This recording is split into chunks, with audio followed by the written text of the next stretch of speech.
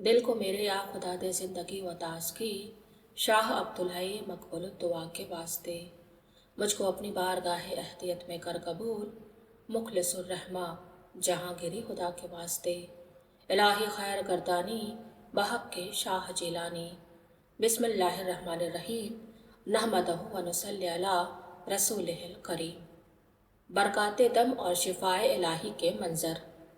आप रहमतुल्लाह अलैह की खिदमत में मरीज़ों का ऐसा यकबारगी हुजूम उमड़ पड़ता था कि दूसरे उमूर के लिए बिल्कुल फुर्सत नहीं मिलती थी।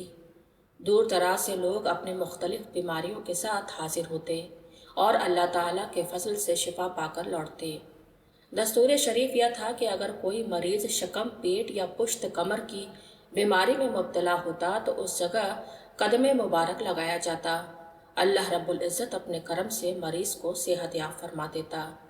जब मरीज़ों की तादाद बहुत बढ़ गई और लोगों को अपनी बारी के लिए ज़्यादा इंतज़ार करना पड़ा तो आपने रहमत और हिकमत से भरा हुआ एक नया तरीका इख्तियार फरमाया।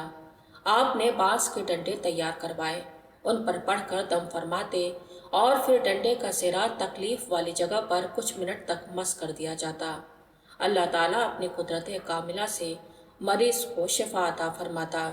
किसी मरीज पर आप खुद पढ़कर दम फरमाते, किसी को ताबीज़ इनायत करते और किसी को पानी पर दम करके अता फरमाते।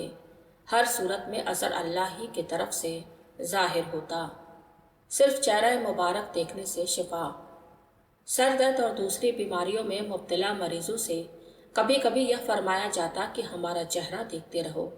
अल्लाह के फजल से सिर्फ चेहरा मुबारक देखने से ही मरीजों को आराम मिल जाता और वे सेहतयाब हो जाते।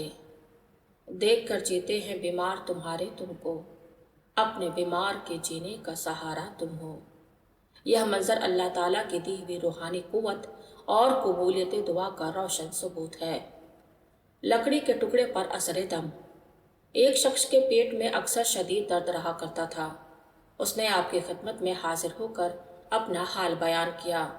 आपने एक लकड़ी के टुकड़े पर दम फरमाया और उसे देते हुए हिदायत की कि जब तक दर्द में आराम ना हो इसका सिरा पेट पर लगाए रखो। जैसे ही आराम हो जाए फौरन अलग कर देना। खास ताकीद फरमाई, खबरदार आराम हो जाने के बाद इसे पेट पर रहने न देना।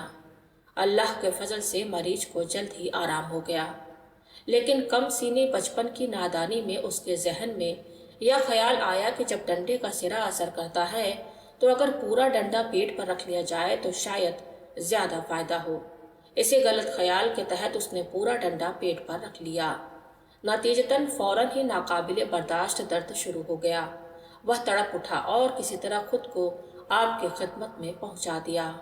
आपने शफकत के साथ फरमाया, हमने ताकीद की थी कि आराम के बाद डंडे को पेट पर ना रखना, तुमने ऐसा क्यों किया?